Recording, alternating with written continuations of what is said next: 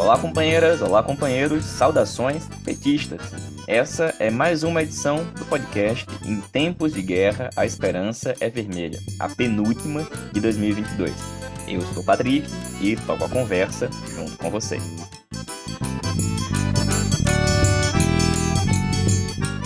No episódio de hoje, seguimos falando do tema transição. Apresentamos trechos do relatório final da Comissão de Transição, apresentada e divulgada nesses últimos dias. O companheiro Walter Pomar fala das mais recentes indicações feitas pelo presidente Lula para o seu ministério. E comentamos também as últimas notícias do dia de hoje, também relativas a possíveis indicações para o novo governo.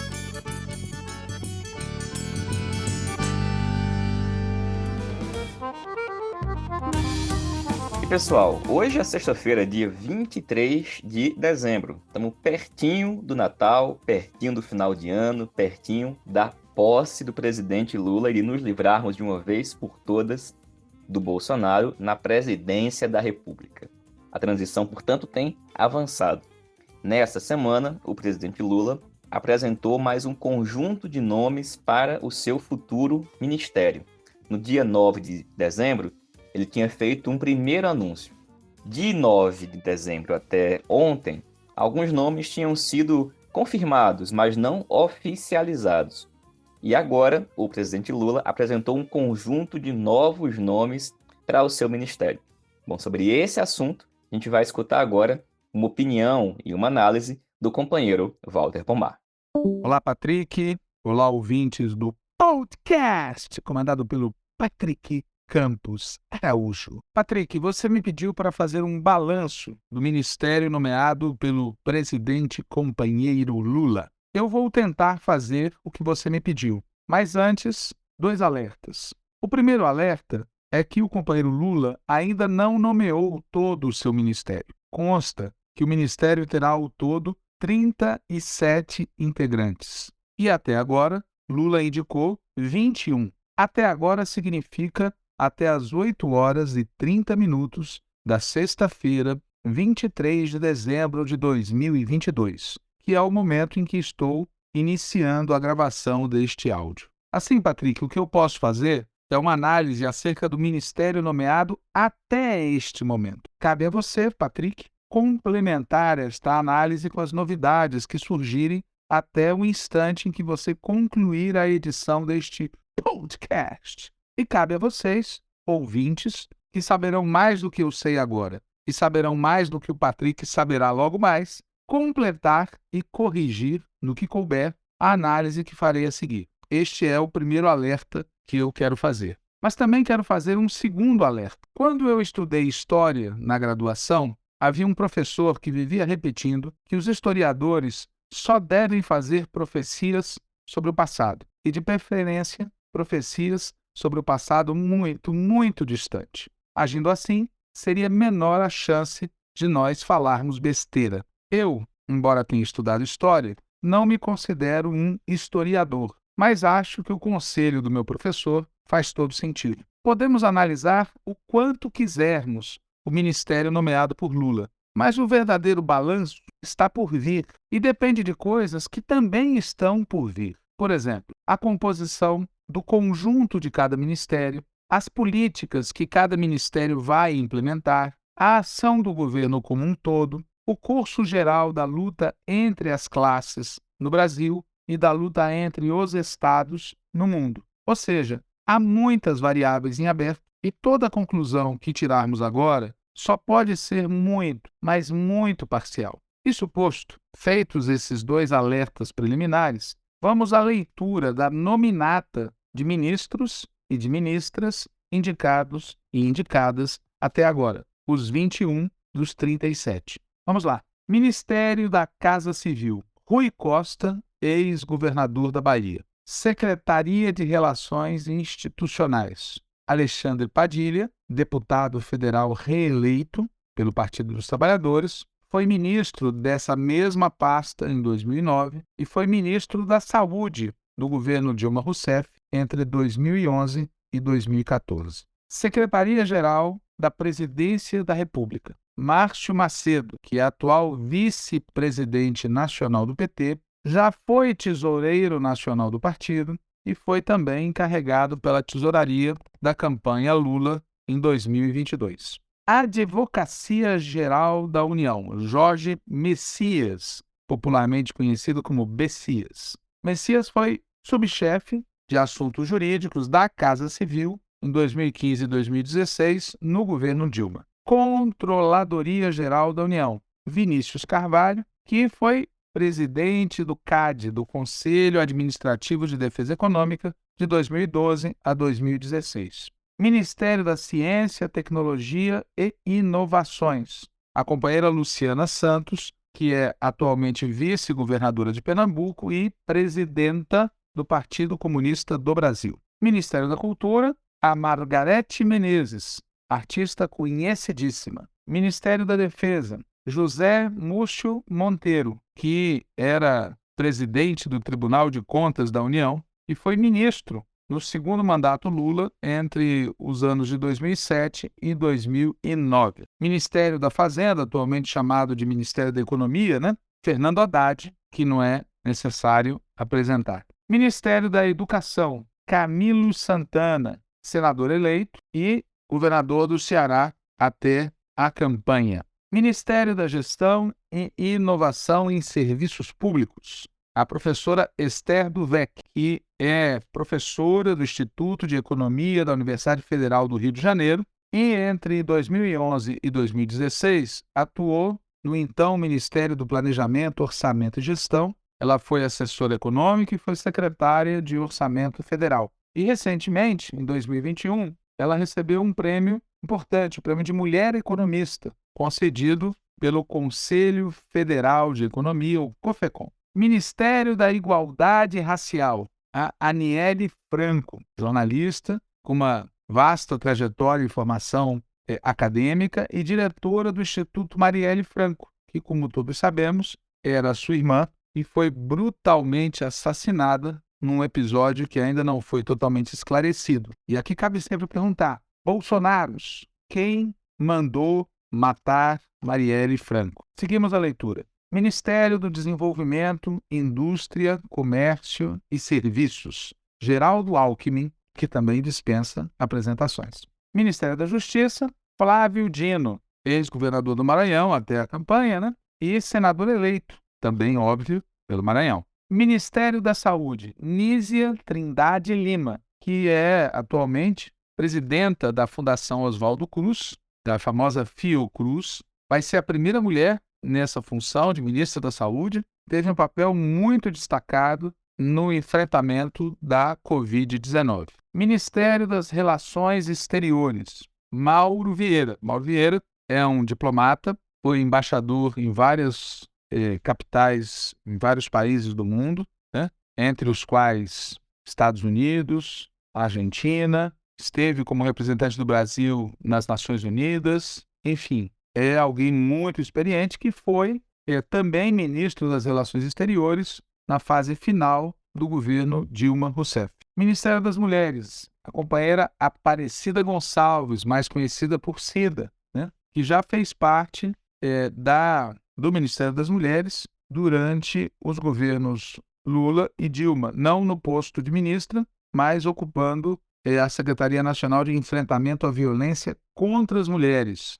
do que era conhecido na época como Secretaria de Políticas para as Mulheres da Presidência da República. Era uma secretaria com status de ministério. O Ministério de Portos e Aeroportos, Márcio França, que foi candidato derrotado ao Senado por São Paulo, é filiado ao Partido Socialista Brasileiro e já foi governador de São Paulo também. Ministério do Desenvolvimento Social, Assistência à Família e Combate à Fome, Wellington Dias, ex-governador do Piauí até a campanha e senador eleito também pelo Piauí. Ministério do Trabalho, nosso companheiro Luiz Marinho, atual presidente estadual do Partido dos Trabalhadores de São Paulo, já foi presidente da Central Única dos Trabalhadores e já foi também ministro do Trabalho na fase anterior dos nossos governos federais. E no Ministério de Direitos Humanos e Cidadania, o professor Silvio Almeida, muito conhecido, larga trajetória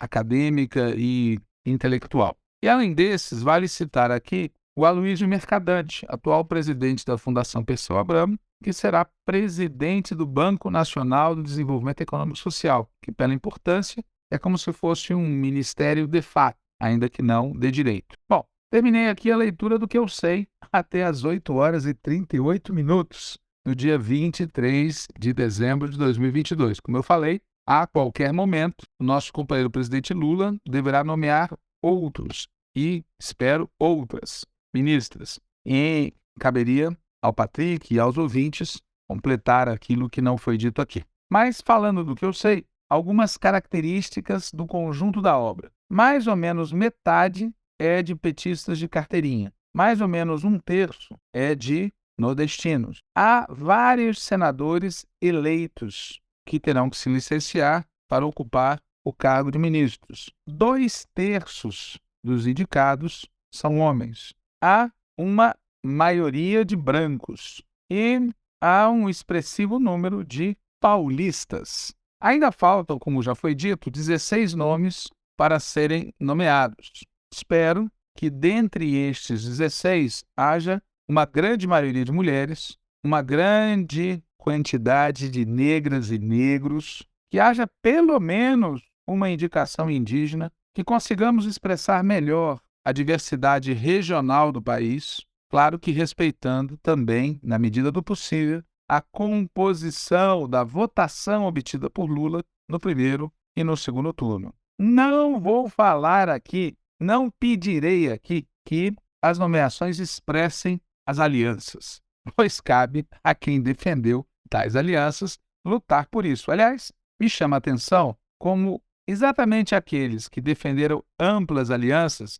agora estão enfatizando a importância de ter uma grande presença de petistas no governo. Espero que incluam nessa ênfase, nessa preocupação com a presença de petistas no governo, espero que também incluam a preocupação com a expressão dos diferentes setores do PT. Pois até agora, os petistas nomeados são ou independentes, o que é ótimo e aplaudo com ênfase, ou são companheiras e companheiros integrantes de um único setor do partido. Como já disse, pode ser que isso se altere nas próximas horas, dias e na semana que vem. Das nomeações feitas até agora, caberia fazer várias considerações, várias questões que nos preocupam ou que nos entusiasmam. Mas eu vou me limitar aqui ao que me parece politicamente mais importante. E o que é mais importante é responder a duas perguntas. Esse ministério será capaz de contribuir para fechar as várias portas do inferno?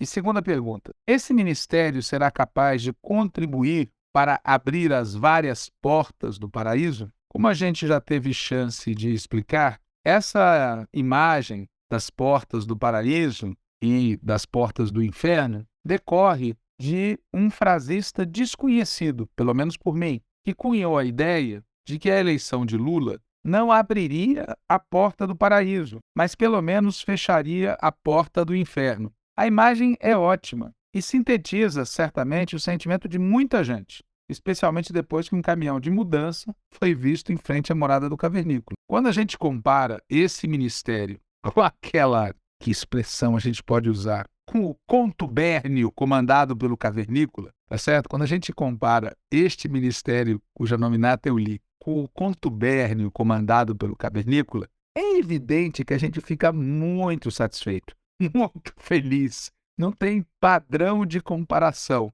né? Agora, é bom lembrar que o inferno da política se assemelha muito ao inferno de Dante, que tinha 9 círculos. E, portanto, cavernícola fecha uma das portas, mas ainda há muitas portas do inferno que precisam ser fechadas. E a gente deve perguntar, de novo, se esse ministério vai ser capaz de contribuir para fechar essas várias portas do inferno. E também, repito, se esse ministério será capaz de contribuir para abrir as também inúmeras portas do paraíso. Quais são as portas do inferno que precisam ser fechadas? Vou citar algumas. A da extrema-direita, a da tutela militar, a da tutela do centrão, a do neoliberalismo com seus mercados e com seus agros, a porta do imperialismo. E quais são as portas do paraíso? Vou citar também algumas. a do bem-estar social, a da soberania nacional, a das liberdades democráticas, a do desenvolvimento, onde tem papel central a reindustrialização do país. A maioria dos ministros e das ministras indicadas até agora pode sim contribuir e muito nos dois sentidos indicados, seja para fechar, seja para abrir. Se o farão ou não dependerá, como nós falamos no início, de circunstâncias que transcendem a pessoa indicada. Dependerá da composição do conjunto do ministério, dependerá da composição interna de cada ministério, com as nomeações de segundo, terceiro escalão nos estados, etc. Dependerá das políticas que cada ministério vai implementar, e eu quero enfatizar isso muito. A política é o tema central, a linha política, o programa que vai ser implementado, que não pode ser só de reconstrução, tem que ser também de transformação. Dependerá da ação do governo como um todo, dependerá do curso geral da luta de classes no nosso país, dependerá do curso geral da luta entre os estados no mundo. Visto desse ponto de vista, repito, a maioria dos ministros e ministras indicadas, no que depende da pessoa física, pode sim contribuir e muito, seja para fechar as várias portas do inferno, seja para abrir as várias portas do paraíso. Mas, dentre os ministros indicados, há pelo menos uma péssima indicação, há uma surpresa e há um fato muito revelador. Eu começo pela surpresa, o ministro da Justiça. Nós aplaudimos a nomeação do companheiro Flávio Dino para ministro da Justiça e aplaudimos também várias das indicações que ele fez para o segundo escalão. Mas provando que às vezes é melhor não elogiar, o nosso companheiro Flávio Dino cometeu até agora 2 graves erros. Ele indicou um bolsonarista para dirigir a Polícia Rodoviária Federal e desse erro ele se corrigiu, ele recuou e nomeou outra pessoa, mas também cometeu um segundo erro. Ele indicou um dos envolvidos no massacre do Carandiru para a área de presídios. É indizível o sentimento que isso provoca em nós, porque cá entre nós, pessoal, como disse alguém jocosamente, a gente precisa ter um ministro da Justiça que seja capaz de dar um Google e pensar no impacto que causa em todos os democratas, em todos os defensores de direitos humanos, a presença na área responsável pelos presídios do governo federal de um dos envolvidos no massacre do Carandiru, que é um marco da barbárie nesse tema. Ele tem sido muito criticado por isso, né? Me refiro a companheiras e companheiros de todo o país que têm feito críticas muito duras ao Flávio Dino. Nós nos somamos a essas críticas e esperamos que o companheiro Flávio Dino corrija a nomeação, como fez no caso da Polícia Rodoviária Federal. Não há demérito em corrigir erro, pelo contrário. Infelizmente, a mesma crítica dura que tem sido dirigida ao companheiro Flávio Dino não tem sido feita ao ministro José Múcio e aos seus 3 comandantes militares. José Múcio disse recentemente, numa entrevista, que Bolsonaro é um democrata. Evidentemente, José Múcio é um nome escolhido porque os próprios militares, as Forças Armadas, estão de acordo com esse nome. E isso é um péssimo sinal. É um sinal de que a tutela militar não está sendo enfrentada desde o início. E, na nossa opinião, outro ministro da Defesa é possível. E outros comandantes militares são necessários. Se nós quisermos colocar uma pedra de uma vez por todas na tutela militar, é preciso começar nomeando gente que esteja disposta a enfrentar esta tutela. Concluo comentando um fato muito revelador, que é a nomeação do vice-presidente da República, Geraldo Alckmin, para o cargo de ministro do Desenvolvimento, Indústria, Comércio e Serviços. É revelador porque, como todos lembram, o presidente Lula disse que não nomearia Alckmin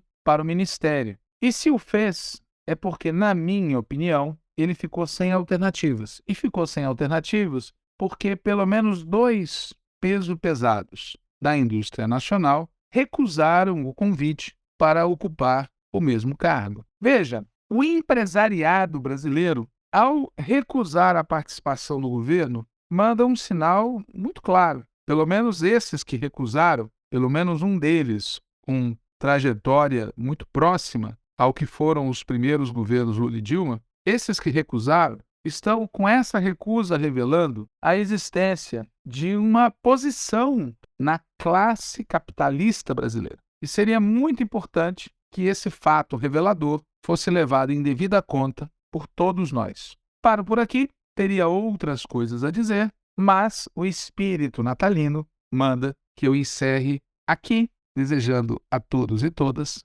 boas festas, feliz ano novo e, para que ele seja feliz, muita organização, muita mobilização, muita luta e linha política correta. Um abraço a todos, um abraço a todas e agradeço ao Patrick, comandante do podcast, por mais essa possibilidade. Valeu, Walter. Obrigado, companheiro. Gente, de fato, o Walter gravou isso hoje de manhã e a gente ficou aguardando que ao longo do dia de hoje mais confirmações pudessem ser feitas. Acontece que a gente está fechando a edição do podcast no comecinho da noite e até o momento a gente não tem ainda nenhuma informação de novas confirmações de ministérios. Tem um indicativo de que isso vai acontecer na próxima terça-feira, dia 27. Mas a imprensa, sempre ela, já colocou hoje algumas possibilidades sobre a mesa e a gente comenta algumas delas. A primeira é a de que o presidente Lula teria reunido hoje com a senadora Simone Tebet, do MDB de Mato Grosso do Sul, e que ofereceu a Simone Tebet o Ministério do Meio Ambiente. Bom, isso está numa matéria do UOL, da Folha de São Paulo, feita pelos jornalistas Carla Araújo, Eduardo Militão e Kennedy Alencar. Bom, nesse caso, segundo os jornalistas, a Marina Silva, da Rede, que vinha sendo cotada para assumir o Ministério do Meio Ambiente, não ficaria com esse ministério. E o Lula também reuniu no dia de hoje com a Marina. Ao que tudo indica, essa é uma das definições que podem ser feitas já nos próximos dias, talvez nesse fim de semana ou, como alguns estão sugerindo, na próxima terça-feira. Bom, convenhamos. A Simone Tebet, como alguns têm dito, cumpriu um papel durante a campanha ao não se aliar ao fascismo e fez uma campanha ao lado do presidente Lula e mobilizou alguns de seus eleitores para que pudessem votar no presidente Lula. A sua presença no próximo ministério é algo fundamental e imprescindível? Convenhamos, não é. Assim como também não é fundamental e imprescindível que ela ocupe um espaço estratégico no próximo governo. Por uma razão simples, a Simone Tebet não é uma aliada. Pelo contrário, ela foi até o último segundo uma opção da chamada terceira via, que não conseguiu se viabilizar, muito menos se concretizar. E caso componha o governo, ela provavelmente não vai ser uma aliada para que o governo consiga realizar as grandes transformações que nós defendemos. De qualquer maneira, como a gente tem repetido várias vezes, o próximo governo do presidente Lula será um governo de coalizão e um governo em disputa, inclusive com muita disputa por dentro, a ver qual dessas indicações irá se concretizar. Agora, uma outra matéria, também do UOL, dessa vez pelo jornalista Bruno Bogossian, disse que Lula também se reuniu hoje com integrantes do partido União Brasil, que foi aquela fusão entre o DEM e o PSL. E a conversa com União Brasil foi com o deputado Elmar Nascimento, da Bahia, que foi o relator da PEC da transição, e com o senador Davi Alcolumbre, que foi presidente do Senado. E também, segundo o Bruno Bogossian, caminha-se para que o União Brasil indique o Elmar Nascimento para o Ministério da Integração Nacional. Lembrando que esse Ministério da Integração Nacional foi um dos que mais apareceu no movimento feito pelo Centrão com relação ao orçamento secreto, justamente porque é nele que estão abrigados vários órgãos, como, por exemplo, a Codevasf, a companhia de Desenvolvimento dos Vales do São Francisco e do Parnaíba, que foi extremamente acrescida de musculatura ao longo desse último período com as emendas do chamado orçamento secreto. Por isso, esse setor tem muita, mas muita vontade e interesse de estar presente nesse ministério. A ver também se isso irá se concretizar, até porque, quando se fala de União Brasil, a gente está falando também de Luciano Bivar, exatamente aqui de Pernambuco, e de Asseminho Grampinho. O Luciano Bivar é o presidente do partido. O Grampinho, ACM Neto, é o secretário-geral do partido. E as conversas, também segundo o jornalista da Folha, não estão acontecendo com eles, mas com o Davi Alcolumbre e com o Elmar Nascimento. A ver também na próxima semana o que irá se concretizar. Agora, para além disso, existe ainda uma série de outros ministérios muito importantes que o presidente Lula ainda vai anunciar. E a gente espera que ele siga na mesma toada que chegou até agora, né? Com indicações que fazem sentido, em sua maioria, com o projeto eleito nas urnas. Por isso, a gente espera que os próximos dias sejam marcados por boas novidades e que a gente tenha muito que celebrar nesses dias de Natal e de passagem de ano. E dito isso, a gente vai falar agora sobre o assunto do relatório da comissão ou do governo de transição que foi divulgado no dia de ontem. A gente vai começar ouvindo a leitura da introdução desse documento, feita pela companheira Alana Gonçalves, lá do Rio Grande do Sul. A Alana vai ler para a gente um trecho inicial desse documento e depois dessa leitura a gente faz alguns comentários.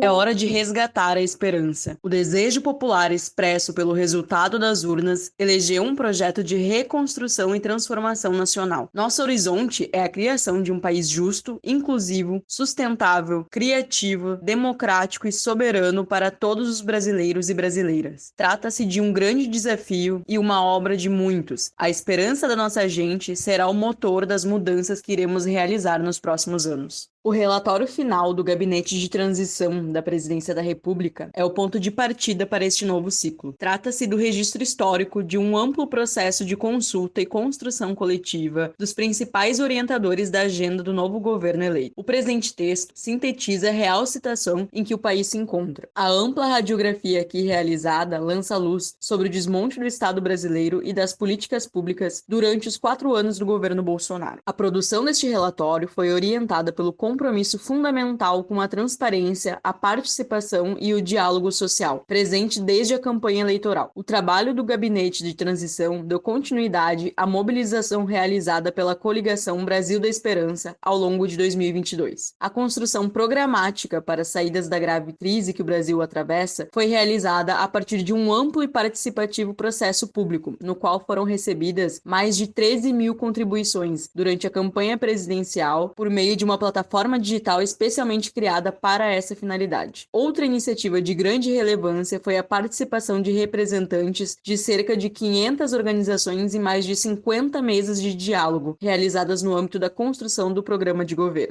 Em consonância com esse compromisso, o Gabinete de Transição inovou ao incorporar a participação social ao processo de transição governamental com a criação de grupos técnicos, setoriais e transversais para a elaboração deste documento. Ao longo de 34 dias de intenso trabalho, entre 8 de novembro de 2022 e 12 de dezembro de 2022, cerca de 1.000 pessoas estiveram envolvidas nas atividades de 32 grupos temáticos, cujo esforço se somou ao do Conselho Político e ao do Conselho de Participação Social do Gabinete de Transição. Essa intensa mobilização foi marcada pela pluralidade de visões de mundo e pela diversidade regional, de gênero e raça, além de um forte viés técnico. A riqueza de olhares e percepções contribuiu para a construção de um abrangente mapa situacional do Estado brasileiro e de suas políticas públicas. O resultado é uma fotografia contundente da situação dos órgãos e entidades que compõem a administração pública federal.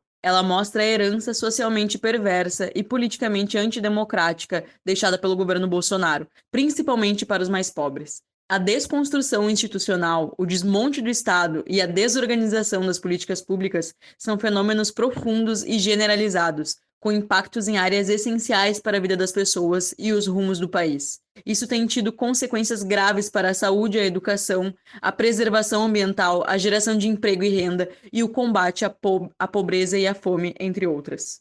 O governo Bolsonaro chega ao fim do mandato em meio a uma ameaça real de colapso dos serviços públicos. Os livros didáticos que deverão ser usados no ano letivo de 2023 ainda não começaram a ser editados. Faltam médicos na farmácia popular. Não há estoques de vacina para o enfrentamento das novas variantes da Covid-19. Faltam recursos para a compra de merenda escolar. As universidades correm o risco de não concluir o ano letivo. Não existem recursos para a defesa civil e a prevenção de acidentes e desastres. Quem está pagando a conta deste apagão é o povo brasileiro. Este relatório, portanto, delineia o caminho para as primeiras medidas que o novo governo deverá adotar, com sugestões de atos normativos a serem revogados ou reformulados a partir de janeiro de 2023, a exemplo das legislações que flexibilizam o controle e compra de armas, o garimpo em terras indígenas e a Lei de Acesso à Informação, entre outras. O Conselho Político do Gabinete de Transição contribuiu de modo efetivo na construção da proposta da emenda constitucional do Bolsa Família, além de debater e pavimentar o caminho para o início do novo governo eleito. Por fim, este relatório oferece à Presidência da República, aos novos ministros e ministras e ao governo em geral um ponto de partida para a reconstrução e a transformação do país. O projeto para o qual foram reunidas tantas contribuições é o do respeito à vida, à democracia, à justiça, à inclusão social. É o projeto do emprego digno, do salário decente, da comida no prato de todos os brasileiros e brasileiras, da proteção previdenciária, dos direitos e oportunidades para todas e todos. É o projeto da valorização da saúde, da educação, da preservação ambiental, do respeito às mulheres, à população negra e à diversidade brasileira. É o projeto da ciência e tecnologia, da inovação, da reindustrialização, do desenvolvimento sustentável e da reintegração soberana do Brasil no mundo. Ao final do ano em que um país celebra o bicentenário de independência, vemos devolvida ao povo brasileiro a oportunidade de voltar a sonhar e de construir uma vida melhor para a nossa gente. É a oportunidade de um reencontro histórico com um projeto de nação alicerçado no compromisso com a paz, o diálogo, a democracia, a inclusão e a justiça social. Inovação no processo de transição. A experiência dos grupos técnicos e a participação social como método. A alternância de poder é elemento central da democracia. Um processo de transição institucionalizado e orientado por normas e procedimentos claros cria as condições necessárias para que o governo eleito possa ter conhecimento da situação dos serviços públicos e da máquina pública e implementar mais rapidamente as diretrizes e propostas que foram referendadas nas urnas pelo voto popular. A institucionalização do processo de transição de governo foi inaugurada na passagem de poder de Fernando Henrique Cardoso para Lula em 2002, com a criação de um arcabouço legal e de um conjunto de regras que permitiram uma passagem de poder ordenada e republicana. Na ocasião, foram estabelecidas regras, prazos e procedimentos para disciplinar o processo democrático de transição governamental. Além de pôr à disposição da equipe de transição do governo eleito recursos, infraestrutura e cargos da administração federal, custeados pelo Tesouro Nacional, o governo de FHC viabilizou o acesso a informações indispensáveis para o início da atuação do novo governo. Havia um claro intuito de não apenas disciplinar aquela passagem de poder, mas também de conferir caráter institucional ao processo, de maneira a assegurar futuras transições governamentais.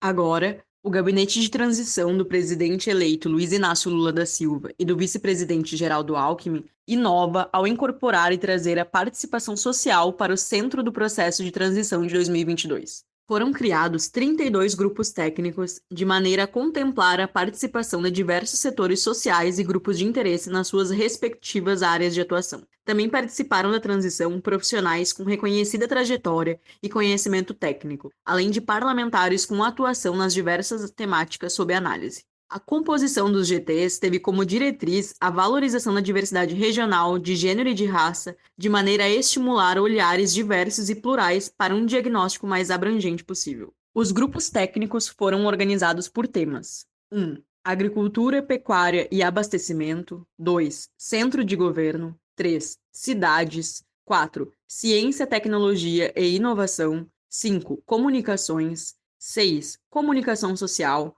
7. Cultura. 8. Desenvolvimento agrário. 9. Desenvolvimento regional. 10. Desenvolvimento social e combate à fome. 11. Direitos humanos. 12. Economia. 13. Educação. 14. Esportes. 15. Igualdade racial. 16. Indústria, comércio e serviços. 17. Infraestrutura. 18. Inteligência estratégica. 19. Justiça e segurança pública. 20. Juventude. 21. Meio ambiente. 22. Minas e energia. 23. Mulheres. 24. Pesca. 25. Planejamento, orçamento e gestão. 26. Povos originários. 27. Previdência social. 28. Relações exteriores. 29. Saúde. 30. Trabalho. 31. Transparência, integridade e controle. E 32. Turismo.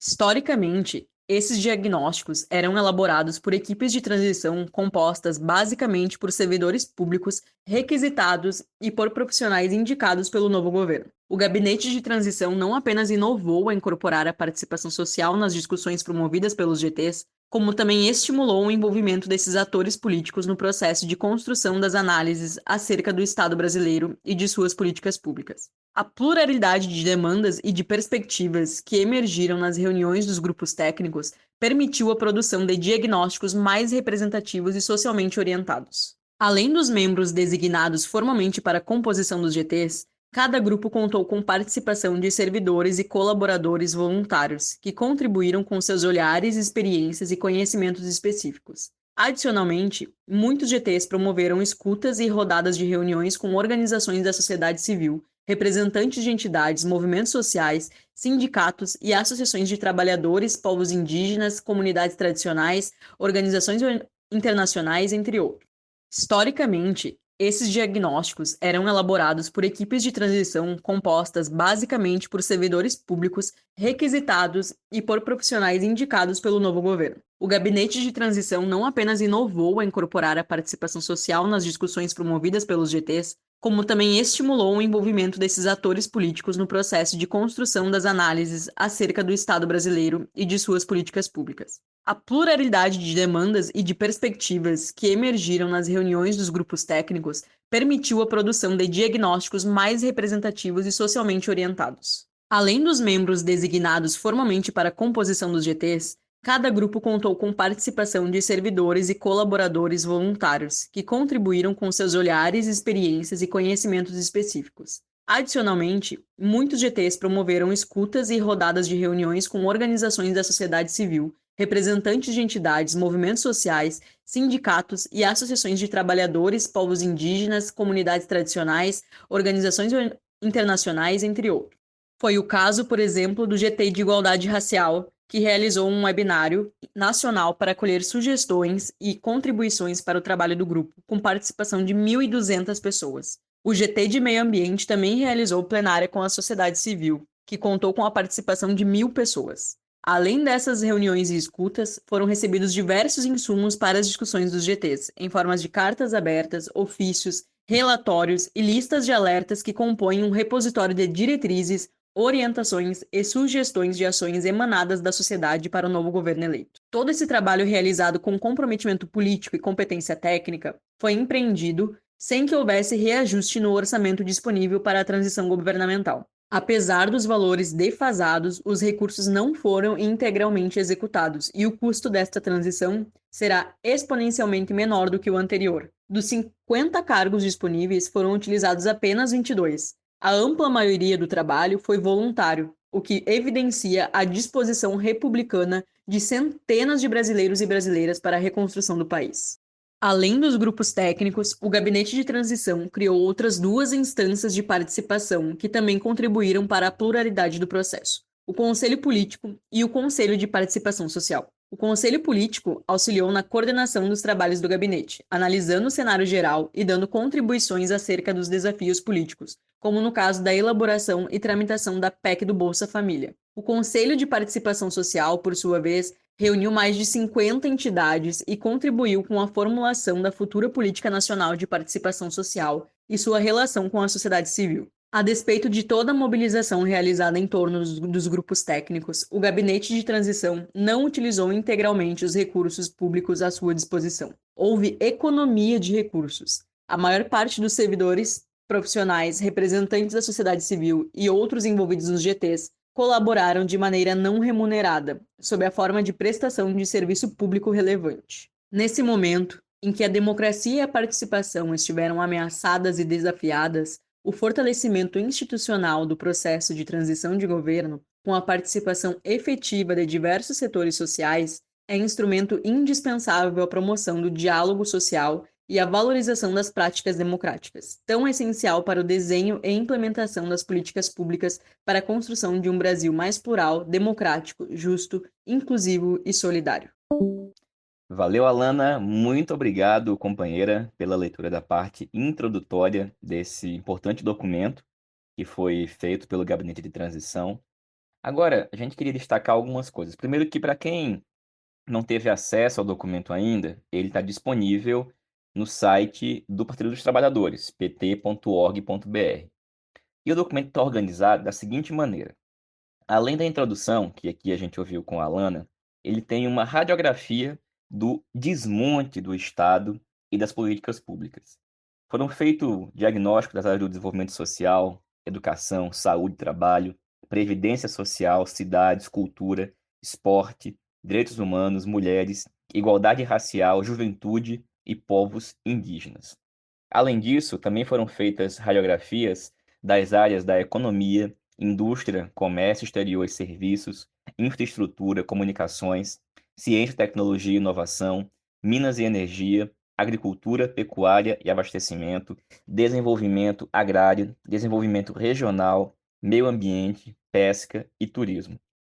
E existe ainda um núcleo de radiografia e de avaliações que se intitula Defesa da Democracia, Reconstrução do Estado e da Soberania. Nesse item, tem os tópicos de centro de governo, planejamento, orçamento e gestão, justiça, transparência, integridade e controle, participação social, comunicação social e relações exteriores.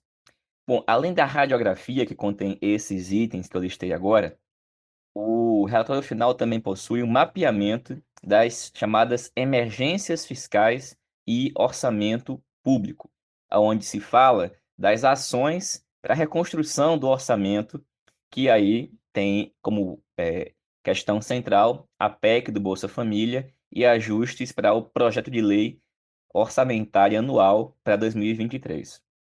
Um outro item do relatório são sugestões de medidas para revogação e revisão.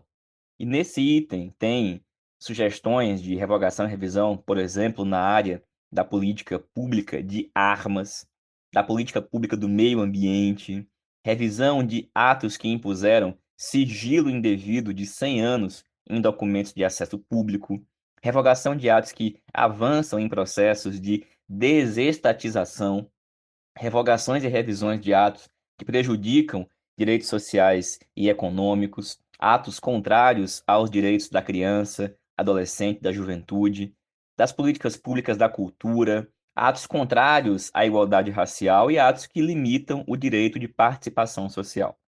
Depois dessas sugestões de medidas de revogação e revisão, há um item que são as propostas de nova estrutura organizacional dos ministérios, que dá conta das novas dinâmicas do centro de governo e também das estruturas desses novos e futuros ministérios.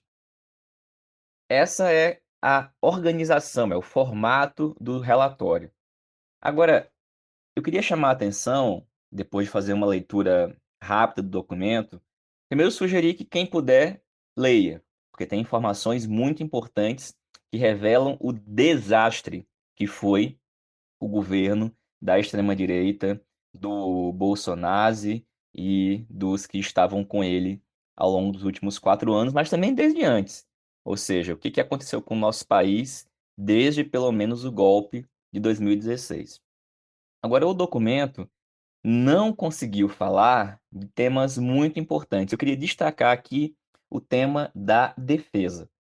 Isso, para nós, é algo muito importante, em particular, porque a gente tem falado e repetido que as primeiras ações do governo Lula, que ainda nem tomou posse, mas ao anunciar lá no dia 9 o seu primeiro conjunto de novos ministros, sinalizou para não romper com a tutela militar, ao indicar o José Múcio Monteiro e este, por sua vez, indicar, utilizando o critério de antiguidade, os comandantes das Forças Armadas, aceitando e indicando, por exemplo, o comandante do Exército, que é pública e notoriamente bolsonarista.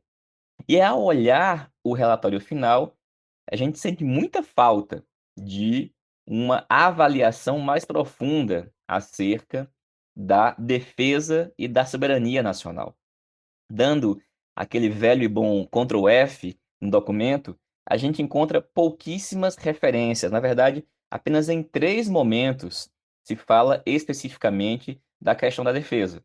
Um deles é quando se diz o seguinte, abre aspas: os 32 relatórios setoriais produzidos pelos GTs serão entregues aos respectivos ministros, tão logo sejam indicados e empossados. Alguns destes documentos contêm informações reservadas pela Lei de Acesso à Informação e a Lei Geral de Proteção de Dados, como no caso de defesa e inteligência. Os documentos produzidos, elaborados com base nesse princípio orientador, cumpriram 2 objetivos básicos. E aí, fecha aspas, ele passa a falar do conjunto dos relatórios que foram desenvolvidos. Mas, especificamente sobre isso, nada é dito. Depois, num outro momento do texto, é dito que, abre aspas, em praticamente todas as 3 grandes áreas de políticas públicas para o desenvolvimento nacional, desenvolvimento social e garantia de direitos, desenvolvimento econômico e sustentabilidade socioambiental e climática e defesa da democracia e reconstrução do Estado de soberania, houve claro retrocesso participativo e desmonte dos principais instrumentos e mecanismos de relacionamento Estado-sociedade. As outras vezes em que a palavra defesa é mencionada, é para falar em defesa da educação, do desenvolvimento, da agricultura, de projetos de lei que façam avançar em defesa da irrigação, da defesa civil, mas especificamente acerca do tema defesa nacional e soberania nacional, o documento é muito, mas muito tímido. Há um item que é o da defesa da democracia e reconstrução do Estado e da soberania, que fala de questões como o centro de governo e coisas do tipo, que faz críticas corretas ao que foi o governo Bolsonaro nesse sentido, mas que também não apresenta concretamente um diagnóstico do que foi feito de tão nefasto e que deve ser desfeito, e que vai ser difícil de se enfrentar com a tutela militar. Bom, esse é um tema que a gente volta a comentar aqui e vai continuar falando, porque é da mais alta importância. Quem viu o documento que a direção nacional da tendência petista, a articulação de esquerda, publicou no último domingo, que fala sobre as portas do inferno que estão e continuam abertas, e uma delas é a da tutela militar, que a gente tem que enfrentar de qualquer maneira.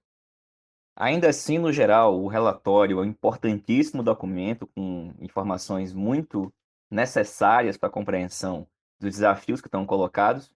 E eu queria fazer agora a rápida leitura da conclusão desse documento, que diz, em resumo, o seguinte: a entrega desse relatório ao presidente eleito marca uma virada de página de nossa história recente, que não deve ser jamais esquecida. O extremismo e sua violência são incompatíveis com a democracia. Com a abertura de um novo ciclo político, o Brasil do amanhã começa a ser construído. A bússola que nos orienta são as diretrizes para o Programa de Reconstrução e Transformação do Brasil e a Carta para o Brasil do Amanhã, apresentadas durante as eleições. Concluímos, assim, o maior e mais complexo processo de transição já realizado no país, em todos os tempos, de forma democrática, plural, participativa, com rigor técnico e parcimônia no uso dos recursos públicos. No momento histórico em que a democracia foi posta à prova e os mecanismos de participação social desarticulados e desacreditados, inovamos no processo de transição governamental com a abertura para o amplo diálogo com a sociedade. A reconstrução e a transformação do país é um grande desafio e uma obra de muitos. Teremos 4 anos de intenso trabalho e dedicação total para recompor o Estado e as políticas públicas, para mudar para melhor a vida da população e para voltar a cultivar a esperança e a alegria de nossa gente. Realizaremos em 1º de janeiro de 2023, em Brasília, a maior cerimônia de posse presidencial de todos os tempos. E Sua Excelência, o povo, irá festejar no Festival do Futuro a vitória mais importante da democracia nos últimos tempos. Ao longo dos últimos meses, vimos a esperança voltar a brilhar nos olhos do nosso povo. A esperança de uma vida melhor em um país mais justo, inclusivo e solidário. Um país que necessita de um governo que volte a olhar com carinho e cuidado para a nossa gente, especialmente para quem mais necessita. Um país que também precisa de paz, democracia e diálogo. É com a força do nosso legado e os olhos voltados para o futuro que estamos preparados para iniciar um verdadeiro governo de reconstrução e transformação do Brasil. É assim que se encerra o documento. Volto a dizer que ele está disponível no site do PT e também facilmente localizado com pesquisa em sites de busca. E pessoal, essa foi mais uma edição do podcast Em Tempos de Guerra, a Esperança é Vermelha. Repito, a penúltima edição desse ano. Semana que vem a gente tem a última edição e já dou um spoiler. Vai ser dedicado a escutar os relatos de quem está na estrada ou que já está pronto para embarcar para Brasília para acompanhar a posse do presidente Lula. As caravanas, a mobilização para essa grande importante mobilização popular, democrática e social que vai fazer o Brasil feliz de novo. A gente se reencontra na próxima semana. Para todos, um bom fim de semana, um bom Natal, boas festas, com saudações petistas e Lula presidente.